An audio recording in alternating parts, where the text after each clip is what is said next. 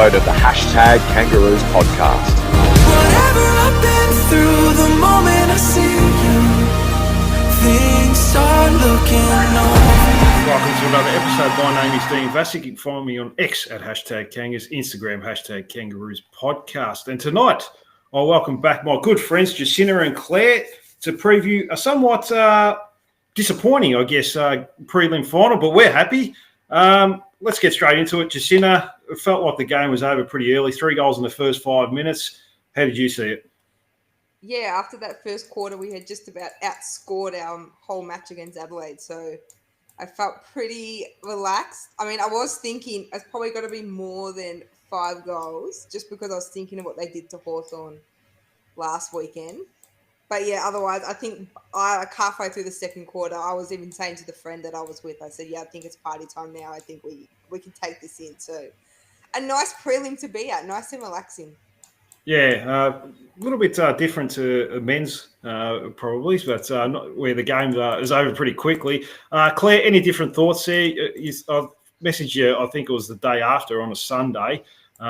You said you were pretty confident the whole game. Yeah, I mean, it was still good to watch, wasn't it? Yeah, I was pretty confident, Dean. I've not, as you know from my hectic and manic texts when I triple text you before a game, I didn't do this this time. I sort of was quietly confident.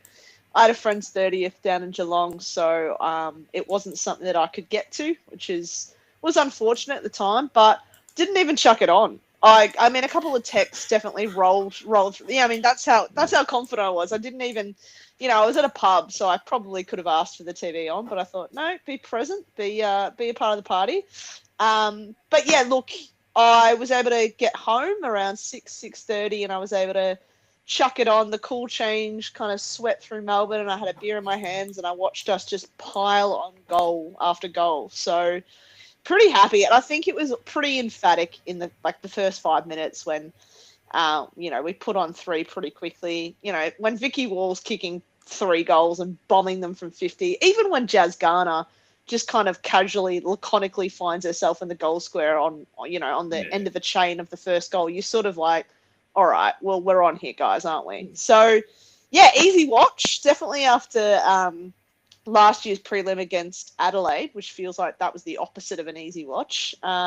Feels good. And it feels, I think, Dean, it was a great opportunity to sort of really ease back Emma Carney. I think she had 38% game time. She didn't spend a minute, I think, of the last quarter on, which was good. And, it was really good to see the fact that we could ease her in and do the right thing by her and keep our stars kind of on ice for the last quarter and get them ready and nice and juicy for this week, which is very exciting to be in grand final week, I guess, again, all over again. I think the week off came in pretty handy too, Jacinta. The girls look really refreshed and hungry right from the start. It made a big difference, didn't it? Because, I mean, just to get off to a flying start. I don't know, Port Adelaide might have been a bit fatigued from 2 weeks in a row playing in fairly hot conditions and overrunning Hawthorn the week before, the All-Australian Hawks, according to the media. But, I mean, it felt like a big difference just having that week off, and it came at the right time because not only did you get Emma Carney back, but everyone looked like they, had a good holiday, basically. And, it was a really good, promising start, which shut the door early too, didn't it?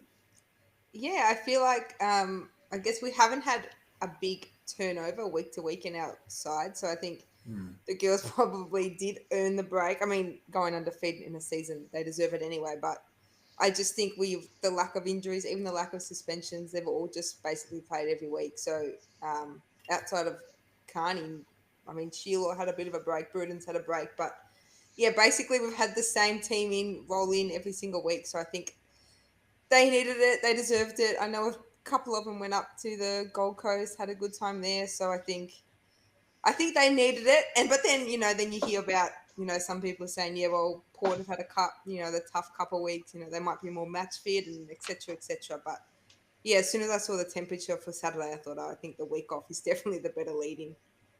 No, it definitely did. But didn't look like there was much celebrating after the game either, Claire. They looked like they had one eye on this week. And yeah, the girls look ready for a grand final this year. Whereas last year, I mean, it was a massive achievement to get over Melbourne in the first final, even get past Adelaide in the prelim. But I think this year seems like it's a bit different, Claire, to me, just judging by the body language of the girls up straight after the game. Yeah, I'd have to agree, Dean. I think that's been the process all week. Is that just, you soak in and you're present and you be with the fans and you celebrate the win. But yeah, it's very different to last season. I think last season we spent a lot of time climbing over milestones and reaching new heights in terms of being the club that finally did beat Melbourne in a final and then beat Adelaide as well. So it feels like the processes and the strategies and every little single thing that's been put into place from like pre-season, and from now is all kind of coming together. And like you said, I think they're still incredibly hungry. They still know what the ultimate prize looks like.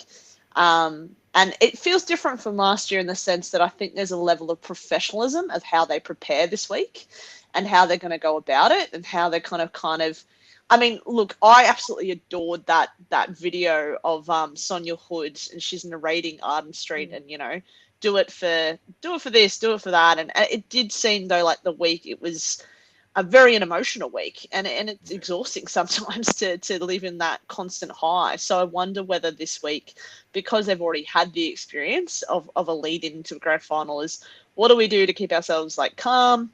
What do we keep ourselves level-headed, and how do we go about our systems and structures to make sure that next week we're the ones holding up the cup at the end of the day? So very different, but still pretty nerve-wracking as a supporter, Dean, as you can tell from my multiple text messages and my multiple breakdowns, and it's only Tuesday, so that's good. Yeah, you might have to put something on your stub stack there, Claire. So, Yeah. Sometimes it's easier to write your biggest fears down. So yeah, So true. it makes a big difference. Jacinta, what do you make of Emma Carney's game? The captain obviously back after a 6-week layoff. Didn't play a whole last quarter. 38% game time. Only the 5 touches, and on the bench, the whole last quarter. Like I said. Any concerns there that she's not 100%, or you're just happy for her to get through? I mean, she didn't have to do much, obviously, because the ball was hardly in Port Adelaide's forward half for probably the first 3 quarters, really. Yeah, I wasn't worried at all. Even watching her in the, especially the second and third quarter, she was working really, really hard up the wings. I mean, she didn't get all that much of the ball, but I feel like we played a bit more of a kicking game rather than the giving it off, or maybe we just weren't used to having her running off the back. Maybe we're going to get used to that again. But yeah, she worked really hard for really not much actual, I guess, possessions. So I think she's fine. I really do think she is completely fit, and I think that the club did the right thing by just giving her off for a whole quarter. I mean, I know that meant that there were a few players that maybe spent a little bit more time on ground, because I know we gave Garnham and Riddell a bit of time off in that last quarter as well. But, I mean, Wright and Ferguson have played 100% basically every week. I think the only difference maybe was that Birch had to play, I think she played 100% as well this week. So that probably made up for Carney's portion of the game. So she can probably give her a pat on the back for covering up for her. But I do think she looked fine. She was moving fine. Ball use, always good. You can see her, leading from the back. I think she's switched on, ready to go. Yeah. I think she's saving herself for this week. We'll talk about some individual players now, Claire. I guess the big one is Jasmine Garner. Apparently she's not she's a bit of a John Cena. They can't see her at the umpires. 26 disposals, 6 tackles, 8 clearances, 519 metres gained, 3 goal assists, 8 inside 50s, 9 scoring involvements, in only 69% game time as well. I mean, she really is the GOAT of AFLW. I think she's the best player the game has ever produced in the comp's short infancy. Is that too much of a big call? No, I don't. I don't actually think that is a big call, because I think, Dean, the way that the players last night reacted to when she finally got her first 3 votes, there was almost like a standing ovation. And I think that would be genuinely very satisfying as a player, because I think sometimes internally at North and with her fan base, we all rate her really highly. But I think that's the highest accolade when you're not only your teammates, but your peers, the people that you play against rate you so highly. I think that they deep down know that, they're walking with greatness. And I remember actually at the start of Ash Riddell's career, I remember like actually asking her, I was like, what's it like? Like, what's it actually like to walk on the same ground and handball to the GOAT? And she's like, it's unbelievable. And she just makes everyone, I think that's the best thing about Jazzy is that everyone stands a bit taller when they're around her, and everyone has improved from her being there. Like if you think about Tripodi, you think about Riddell, you think about Mia King, everyone that she's ever worked with in close tandem has improved as a player just because of her existence. So yeah, to me, she's going to be really hard to beat as the greatest of all time, but I am pretty biased, Dean. But the numbers... Yeah, they speak for themselves. Yeah. Correct. Exactly. They're objective. The numbers are objective. And I think at this point, I've long said anyway that I don't necessarily think that a league best and fairest is the highest accolade. I actually think winning the best and fairest in your club flag year is the highest accolade that you can achieve because you've consistently performed for your club and you've won a flag. And I think that's the top tier award. And I think Jazzy probably will take it out for North anyway for our club. So fingers crossed for that, I guess. Well, Ash Riddell might have a few words about that, Jacinta. She came second last night to Ebony Marinoff, was fantastic in the contest early again. 28 disposals, 6 tackles. I think, Claire, you talked about her as well. It's not a bad duo to have Ash Riddell and Jasmine Garner. They're big finals players, aren't they? Yeah, there is no way you shut down both. I mean, I doubt you could even shut down one, but if you got one down to maybe 50% impact, the other one's still going to fly through. So I think as long as we have one of them firing, I think we're okay. But yeah, Riddell had another really, really good game. I think that she's added a lot more spread to her game the second half of the year as well. I mean, the first half you could see she was getting forward and she was kicking a few goals. Now I feel like she has got that a bit more of that outside game rather than just being that inner ball. And I think Mia King has made she had a big role in that, in letting Riddell get on the receiving end of a couple of handballs as well. So I think that's helped. But yeah, I think between her and Garner, I think we are okay. I mean, we did lose the hit outs and I think we did end up losing the clearances overall, but their post-clearance work is so good that even that doesn't concern me too much. They're going to get the ball back. I'd back them in. I think the clearances were one side in the last quarter. I think Port Adelaide won at 12-1 in the last quarter, but the horse had already bolted, and I think Jasmine Garner was out of there, and I think it was Tripodi and the second tier midfield. They probably and the game was over, so we didn't really worry too much. When the game was in the balance, like you sort of said, the clearance work was outstanding when it had to be. And the only thing we probably lost in our first 3 quarters, and in the end, was the hit-outs. But at the end of the day, when you've got the quality of that midfield, all you have to do is break even in the hit-outs, and they'll do the rest. I'll talk about moments, Claire. I thought a big moment was in the first quarter with Tess Craven back it into the pack and copping a cork hip. I mean, she showed a lot of courage, kept her eye on the ball. You don't know what's coming around the corner. She got hit hard. She said she had a really sore back. But that makes a player that sort of thing in finals, doesn't it, Claire?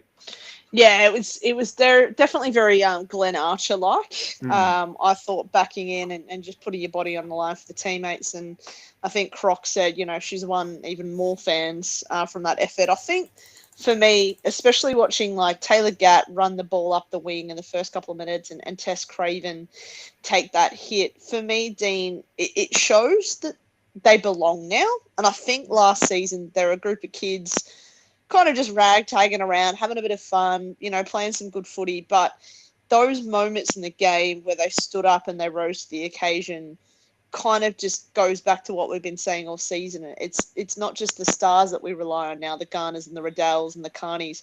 We now have that second layer of the Gats and the Cravens and the Amy Smiths that we can call upon, to take upon big moments of the game and use their skills, use their knowledge, use their footy smarts to sort of really own it. So I think that is a big difference this year, I guess, is that last year was a bit more fun and we're playing, off off our skin and toes, and we're just having a bit of fun, and we're having a good time. Whereas this year, it feels like Tess Craven belongs, and she deserves to be a premiership player after what she's been able to do this season. So yeah, pretty incredible stuff, and it's nice to watch that those layers of kids really develop this season. It's a real delight, I think, for the fans.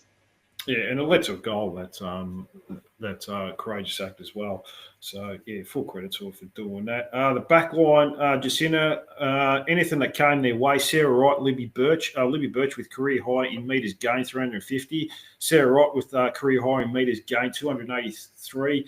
6 intercepts for both, along with my goat Jasmine Ferguson had 6 intercepts as well. I mean, you can't get past them anyway. I know they kicked a couple of cheap goals in the last quarter, but yeah, I mean, even if you do get the ball forward, it's a pretty hard wall to break, isn't it? Yeah, for sure. I think Sarah, I think she has had. I mean, she had a really, really good year last year, but I really do think this has probably been her best year. Her ball use, because I think she had a lot of the touches kind of outside of the defensive 50, so her ball use was actually pretty damaging as well. I would back Ferguson in to defend me for my life. She does not get beaten one-on-one, and yeah, Birch she also had a really, really good game. I do feel a little bit nervous about that Brisbane forward line, because I do think we get a little bit exposed if the other team happens to get one at the back. I mean, all teams do find it. Obviously, they're in trouble if a team gets the ball over the top. But yeah, I think Brisbane could probably really make us pay with those, especially with players like Hodder, etc., etc. So that would probably be the only thing. But I also do think it's because our smaller defenders, like Bresnahan and Carney and those types, they're more offensive, and I think because we really did have all of the play, they probably were pushed up a little bit. So when Port did happen to break the lines, it did look a little bit scary. But again, you'd back in those 3 girls every day of the week. So yeah, they should feel really confident going into this week. I mean, I'll back them in, but yeah, that Brisbane forward line makes me a little bit nervous. Yeah, I think Sfark got off the leash in the second half. She's probably the most dangerous forward. Courtney Hodder's playing predominantly in the midfield now, trying to give break the lines through there. So yeah, I mean, I think we've got the players to cover it. It'll be a good test for Emma Carney's hamstring this week, but Eric O'Shea is quite a good matchup for Sfark, I think. So yeah, we've certainly got the players to match them, but we'll talk about them more soon. Forward line as well, Claire. I think we kicked 12 goals. Shut up shop pretty much last quarter, like we talked about. 11 goals in the first 3 quarters, but it was shared. Vicky Wall with 3, Sheila, Randall, O'Loughlin, and Gat with 2 each. I mean, we didn't even get a goal from Bella Eddy. I mean, there's a lot of weapons down there, and it really showed in the prelim final, didn't it?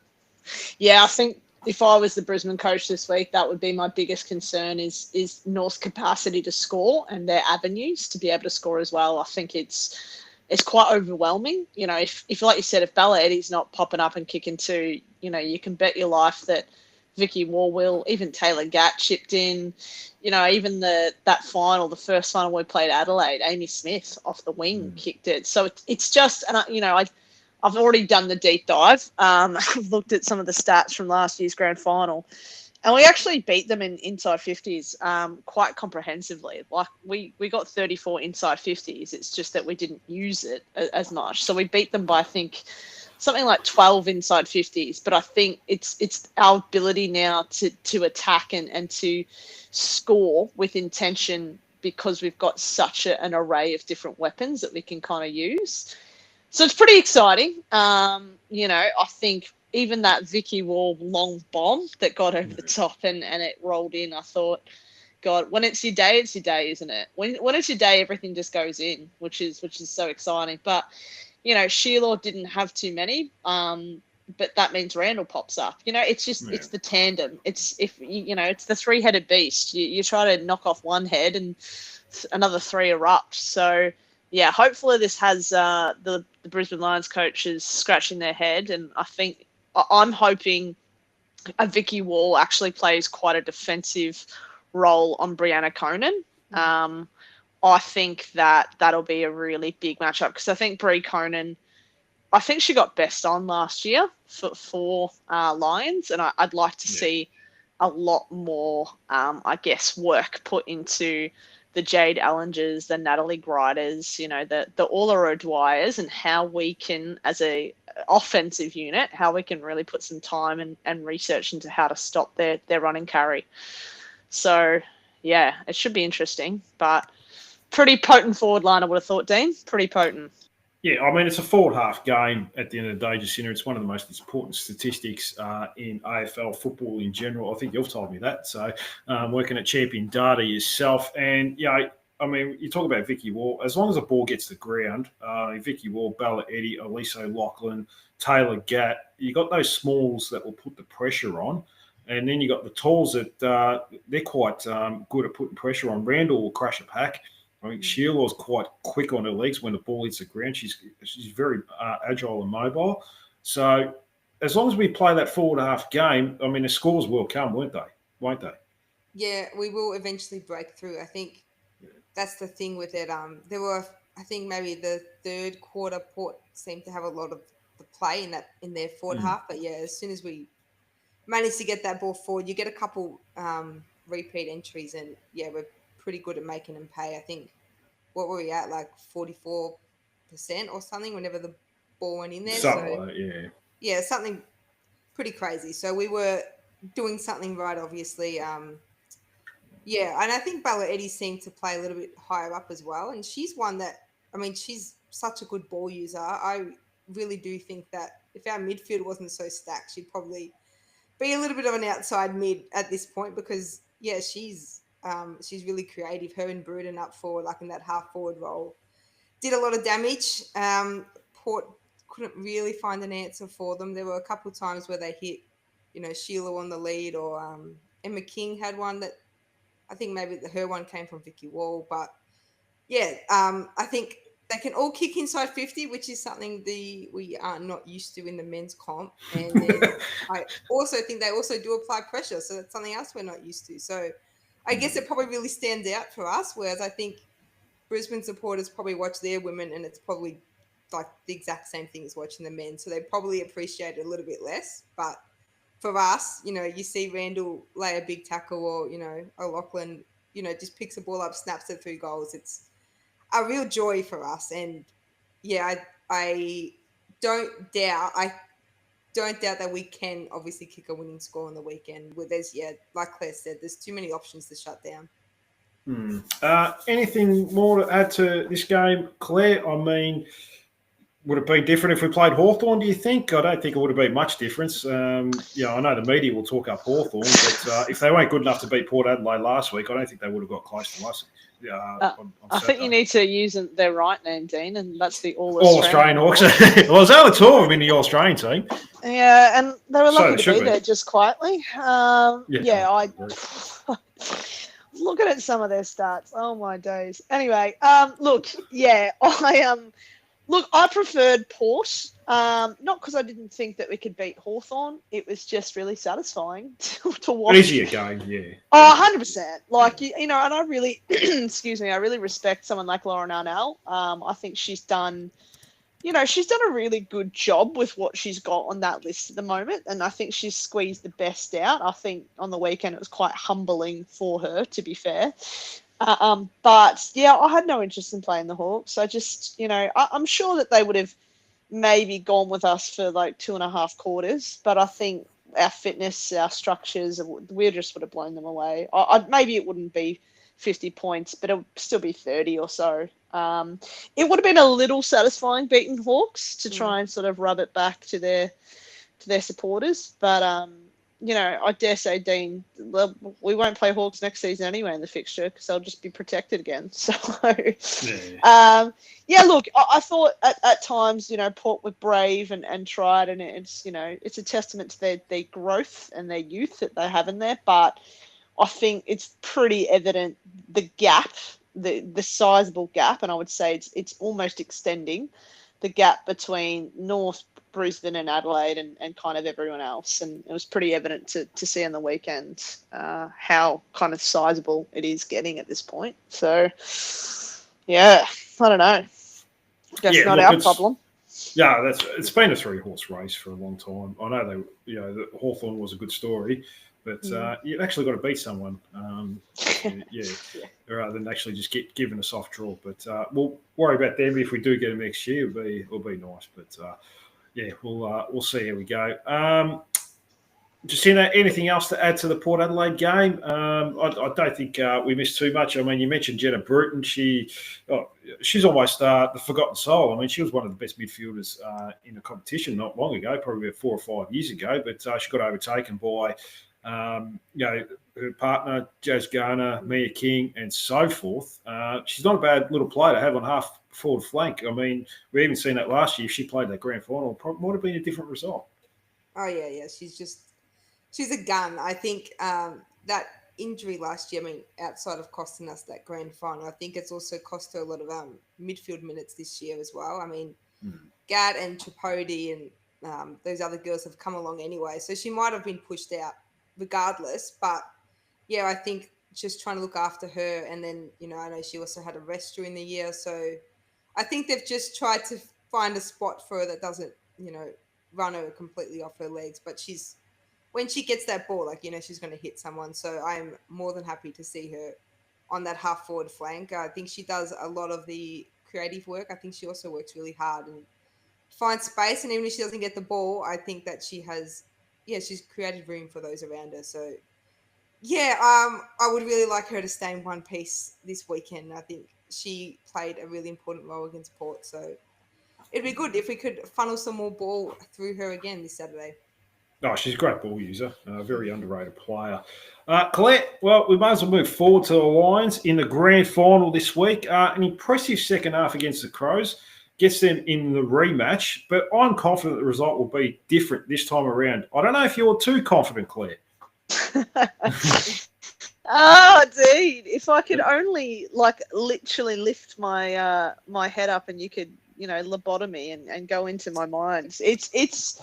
Yeah, look, I did allow myself, Dean, a bit of time to enjoy and soak up the prelim final. Unfortunately, it was not as long as I thought it would be because the panics and the sweats sort of arrived at about 5 p.m. on Sunday. So, it's a quick turnaround. It's a very quick turnaround.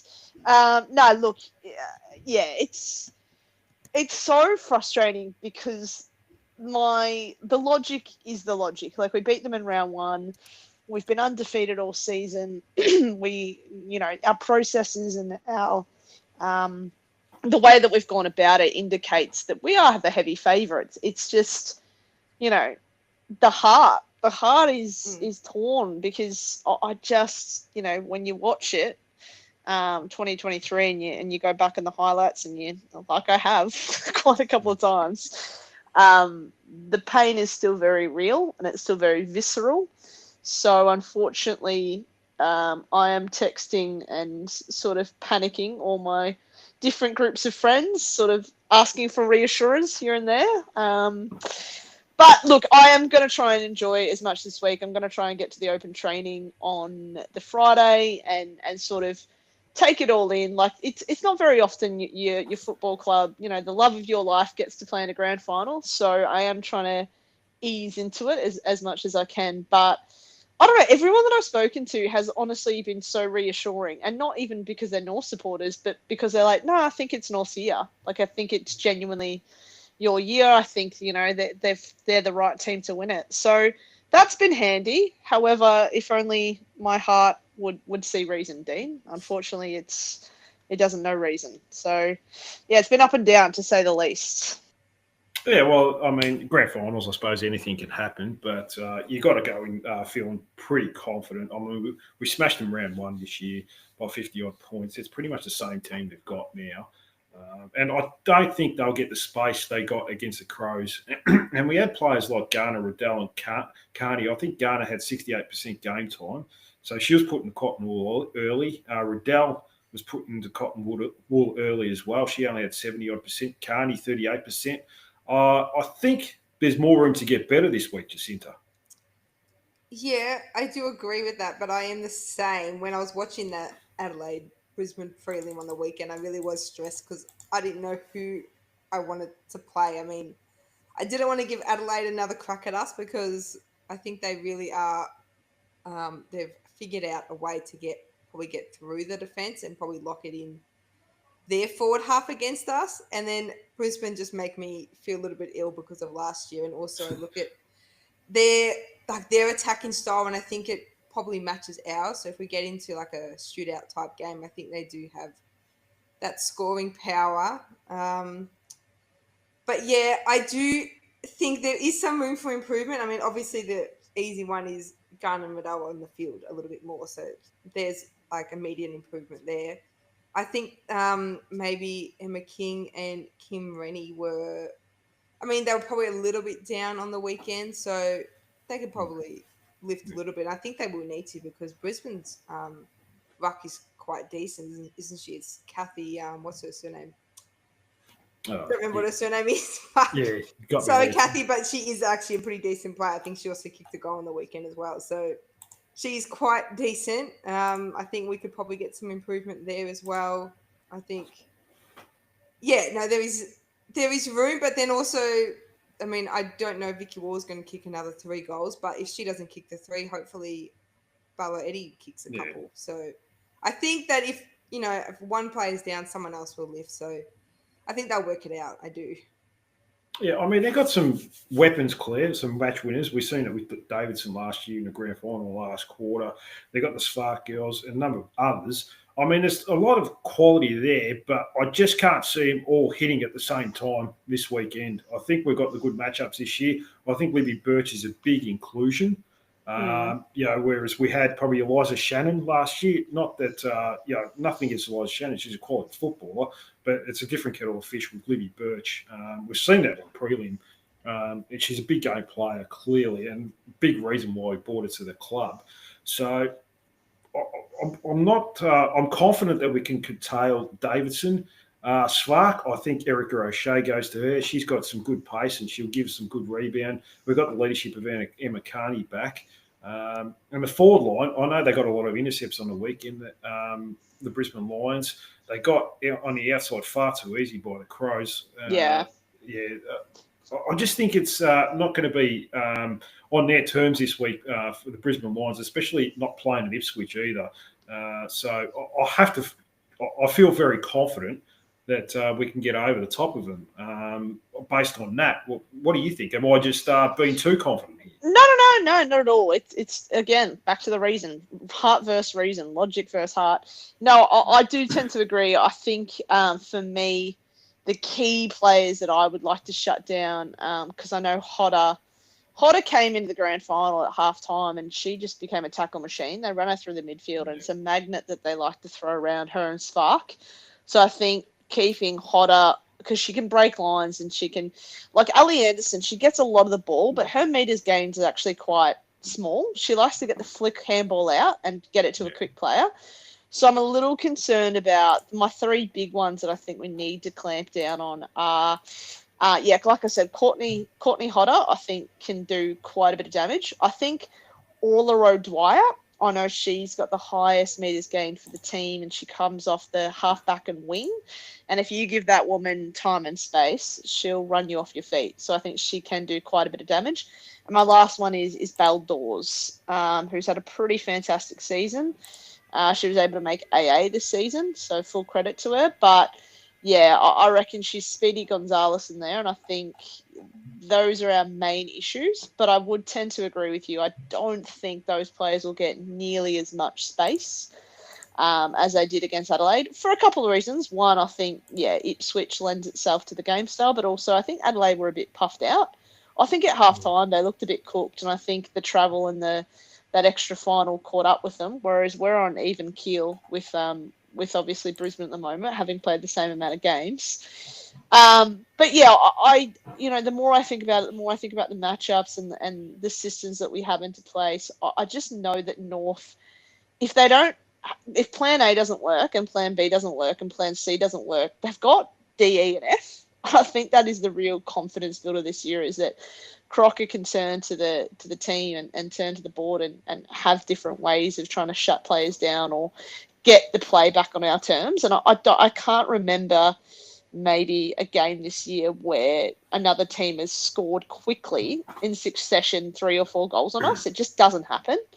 So I think as long as we can kind of absorb a bit of pressure, understand that the momentum of the game and what we need to do, if we need to wrangle it back to our side, I think we're in a very professional mindset to have different plans for different strategies. So, yeah, like I said, I've just talked myself into me thinking North's going to win again. But it could change in 5 minutes, to be honest, Dean. So, yeah, I wouldn't trust me. I wouldn't trust me at all, to be honest. Yeah, I think I was reading a stat. I think there's only been one game against Geelong where we've conceded 3 goals in a row. There's been a couple of times we've conceded 2 goals in a row. So, yeah, and the thing it is, Jacinta, I mean, Brisbane might be able to get 2 goals in a row, but we're just as likely to play 10 minutes of football and kick 4 goals. And it would just nullify their work. I mean, we've seen it against Port Adelaide within the first 5 minutes or 3 goals up. And the game was pretty much effectively almost over without defence. Yeah, I think that's another thing. Like, we can pile on the goals quite quickly, can't we? Yeah, I think North, and I think Brisbane as well. I think both sides can do that. They can pile on goals really quickly, but I think, the difference is this week Brisbane are coming up against a team that can do it back and probably do it better. So, yeah, if they pile on a couple, it's a little bit of whatever you can do, I can do better, I think. So, yeah, I think like I've said it before, but yeah, their forward line is definitely dangerous. That Dakota Davidson, I think she's probably got at least 5 centimetres on Ferguson and even Libby Burt. So we don't want too many one-on-ones there because I think, outside of, obviously her strength, and she probably can just shove them aside anyway. But yeah, that height difference makes me a little bit nervous. And the other one is Sophie Conway. She she's good. Really makes me nervous as well. I mean, I love watching her, except against North, but she is a really special player too. So, but yeah, no, you are right. I would back us in to be able to chain a string of goals together. But yeah, I do think that as soon as we get any sense that Brisbane has that momentum, I think we just need to shut the game down like we did against Adelaide in that last round of the year and just go slow and steady for a little while until, that momentum goes. And then we kind of sling back again. Whereas I think on the weekend against Port, I know we had that lead, but when Port did have a bit of momentum and they did have a lot of that forward half ball, I think we still went the slingshot route back out of the defence, whereas I think against Brisbane we might still have to lock it down a little bit because I think they will still be dangerous and they're just as likely to slingshot it back and kick a goal. So we're probably lucky a little bit that Port were missing a lot. We still would have won, but yeah, they were definitely missing some absolute sitters. So that made a difference to us as well.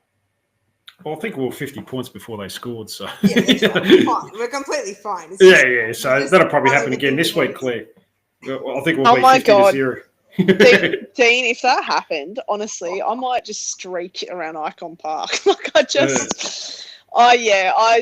it would be so nice to be one of those people that can nonchalantly watch football and just kick back and have a drink and absorb it. But I just know that my cortisol levels from about 6 a.m. on a Saturday morning till 8 p.m. is just going to be pumping through the roof. But yeah, God, I would love an easy watch because I don't want it to go down to the wire. I couldn't think of anything worse for my nerves than it being, close to within a goal each way. I just think that would.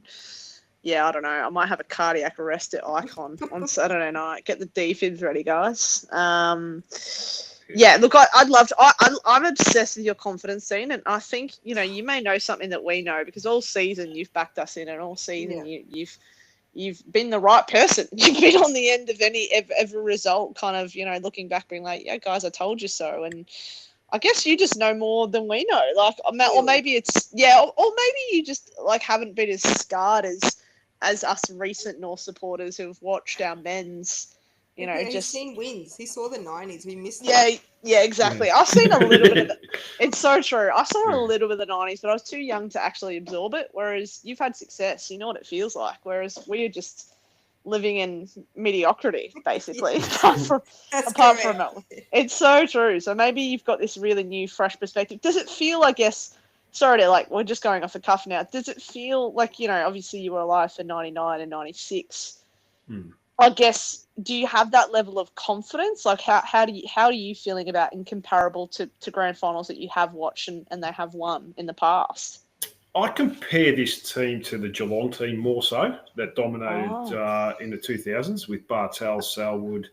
Okay. I feel like Raddell's the Bartel, Mia King's the Selwood, and then you've got Gary Ablett, Jasmine Garner. I just feel like, and they were a very unselfish team back in the day. Stevie Johnson was just this, like the Bella Eddie or Kate Shearer. You sort of see things like, Kate Shearer, Hemble, and Taylor getting the goal square instead of kicking the goal herself.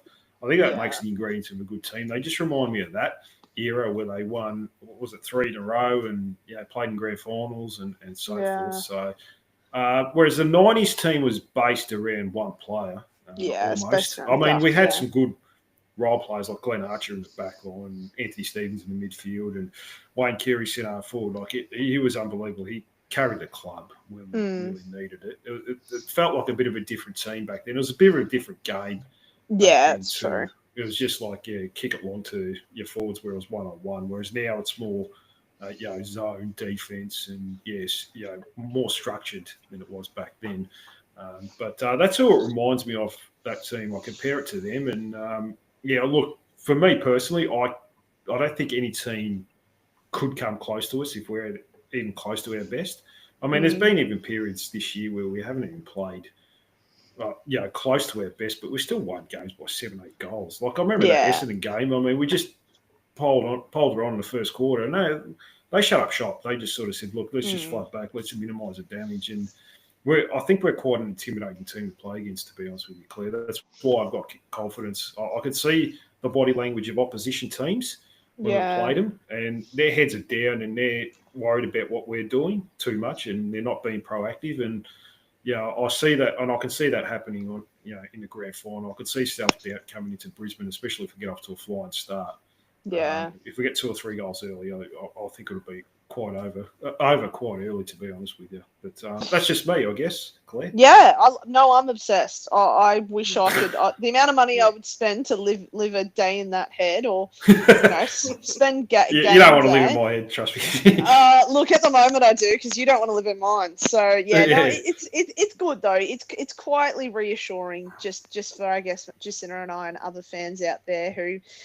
And also, I'll be honest, I think this year's, basically us being invisible to the AFL media, or us not, being recognised as the undefeated top of the ladder table team, Jazz and Gunner not winning the best and fairest last night, pretty symbolic. It kind of plays on you a bit. It kind of is sort of like, are we that good?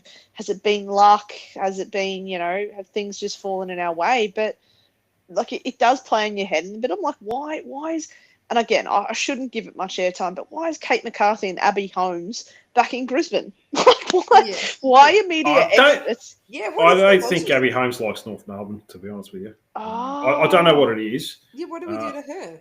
Yeah, I'm not too sure, but she's. I remember that round 2 game against Geelong, and she couldn't have been more biased towards a Geelong win. Yeah, and there's been a couple other times, so yeah. Kate McCarthy, she picked Port Adelaide, so I'm going to take her prediction with a grain of salt. Yeah, well, she tried to come on Twitter and say, I was behind on the tipping. I was like, shut up. Just own your decision. I know she's a former Brisbane player, but I'm sort of just like, I think the continual dismissal and the continual lack of respect that it goes from the AFL media page, their main banner, all the way down to the commentators, has really probably got on my nerves quite a bit this year. And, look, there's nothing you can do. You control the controllables. But, I just think the sheer volume of disrespect, and I don't know, the club gets on with it. And it's an internal joke, to be honest, with the girls. They recognise for what it is. They know what's going on. They hear everything. So, yeah. Yeah, exactly. They're aware of sort of the bullshit that is happening. So, it does play into your self-doubt a bit, and it does kind of, make you wonder. But I know the good thing is I'm not Emma Carney, and Emma Carney's not me, because she's got her eyes on the prize. She's got one hand on the cup already. She already knows what she needs to do. So I'm glad she's the one, sprinting out in the weekend and not me. Yeah, we've got Ian sort of saying he feels like it's 1993, obliterating teams and so many emerging players. I remember 1993, we sort of came out of nowhere. We were tipped to finish the bottom two, so it's probably a bit of a different team, but that was the start of many successful years and the start of the North Melbourne era. That's when Dennis Pagan came in after a 25-goal loss in an Ansett Cup game, I think it was, against Adelaide, where Shimmerbush got the sack. And, yeah, put Carey captain straight away, and then that started the era. So pretty much saved the club as well. Jacinta, do you want to talk about the AFLW awards last night? Jasmine Garner, invisible to the umpires. John Cena can't see her. Yeah. There's just no more words for it. I honestly really thought that it had to be the year. Like, I mean, she's even kicking more goals. I just don't know what else she can do. I don't have any more words for it. I really don't. And if it was a case of, Riddell was getting 3 and Garner was getting 2, okay, fair enough. But it's not even that. It's just no one even noticed that she was playing until round 5 or round 6. Like, I don't know what it is. I mean, it's not like she's a little girl. Like, she's a decent-sized midfielder. She gets on the end of chains. There's just no more words for it. I don't know what it is. And it seems like even the AFLW media who don't like to give North credit, even they're wondering what's going on. Like, they seem to have thought that Garner deserved it as well. So, I think if even they're admitting it, then there is definitely something wrong with that system. Yeah, Claire, I think Ebony Marinoff did a really good speech. And she's a deserving winner. I've got no problem with that. She averaged 30 odd touches a game. Clearly Adelaide's best player. I don't think she had many players steal votes off her. I thought, she did a really good speech, mentioning Jasmine Garner. But, to not get a vote by round 6, one of the best players in the competition. She is the best player in the competition. And I even said she's probably the best player to ever play in the AFLW. I mean, can't be far from a joke, can it? Yeah, I think I spoke to you this off air about how I think it was pretty telling when, Jazz finally got her votes that, the whole room came to applause and almost like a standing ovation in recognition, which I thought was really satisfying because, like I said, I think personally that the greatest accolade that you can receive in the game is winning the club best and fairest in a flag year. I think that's the top of the pops for me. But I think also, secondly, is not only your teammates internally rating you, but the whole league rates Jasmine Garner. You sit down with any player, and if you actually ask them, who do you think is the best in the league, it would shock me if 9 out of 10 didn't say Jazzy Garner. Like, they all know. There's my dog again. Sorry about that. Your dog's agreeing with you. Exactly. Even he's angry about Jazzy Garner being ripped off again. But, look, the running joke is the running joke. I mean, I'm not shocked. It's the AFLW, mate. They've gone ahead and booked the Supercross on Marvel when we could have hired that out for our own AFLW grand final. Like, it's just, if you give monkeys a job and you're paying with peanuts, and what do you kind of expect? So, look, she's the best. We can recognise that as a fan base. I think her teammates know that, and I also think most importantly to her, she's widely recognised in the game by the coaches, by her colleagues as the best that there probably ever was. So that is handy, but it's a bit frustrating for me because, I'd like to see her win it. Her or Riddell, they both steal for each other. It's pretty frustrating, to be honest. Well, Riddell smashed her in the end. So. Well, she did. She got 20 votes. Yeah, she killed it. Well, but the thing that was annoying me was towards the back end, I thought, like, the tragedy was that she kind of stole from Jazz. Like, did you see where Kate Sheila got 3? Against, I was just sort of like, sorry, I love you, Kate Sheila, but what the actual, like, what is going on here? And I tracked it and I did the numbers and I was like, okay, I reckon she'll get a 2 here, a 3 here, a 4, like, whatever in these different games. And it just never came up. So, look, it's a running joke. It's pretty frustrating, but I guess the only thing that we can take out of it is I'm sure that Jasmine Garner doesn't care less about these awards, has no interest in it. So, no, she doesn't care. No. Yeah. Which is I've spoken to her before and she doesn't care. It's more that other people around her care a lot more than she does. Jacinta, I'm going to get your final prediction, best on ground, and the Glenn Freeborn Award. Now, Glenn Freeborn was famously known for kicking 3 goals in the second quarter. An unknown quality came out of he wasn't a bad player. He was an unknown player, pretty much, but he kicked 3 goals in the second quarter to get us back into it. Who's that player that could be that bobs up out of nowhere, I guess, in the grand final? Out of nowhere. I would personally love it to be Jenna Bruden because I do love Jenna Bruden. Yeah, but that's a good one.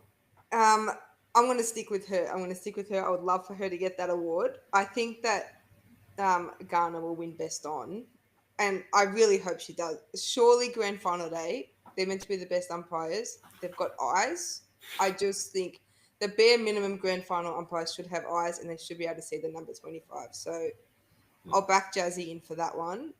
And thinking about margins makes me feel a little bit unwell as well because I just feel like it's going to be close. I think I'll say we'll probably win by maybe 9 points. I'm going to say that. It might be close to the first 5 minutes, Jacinta. Yeah, Claire. I wish I could think that. I know. I seriously, the amount of money that I would pay to be in your head right now, Dean. Oh my days, it would be so good. Yeah. I'm a bit the opposite with the men's program, though. So. Oh yeah, I think it's the overlap of the scars of the men's that has put me in this wild position. But okay, predictions. Yeah, Glenn Freeborn Award. Who's going to pop up and contribute? I don't know. I reckon it wouldn't shock me at all if a Taylor Gatz had another big game. She's I think she's grown every week in confidence on that wing. And her really, I think she'll play on Conway, or maybe Tess Craven will, I'm not sure.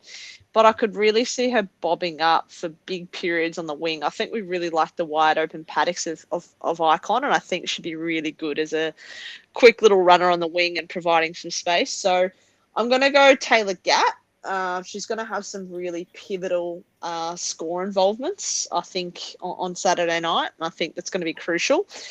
In terms of best on grounds, I think Ashradale will pip Garner again. I think, I just think that Ash will have 27 and 8 score involvements, and Garner will have only 25 and 1 score involvement. They'll be very similar, but I just think in fashion of paying the Jazzy Garner snub, I think Riddell will take it. And I'm a bit like Jacinta. The actual final margin makes me feel ill because, physically ill.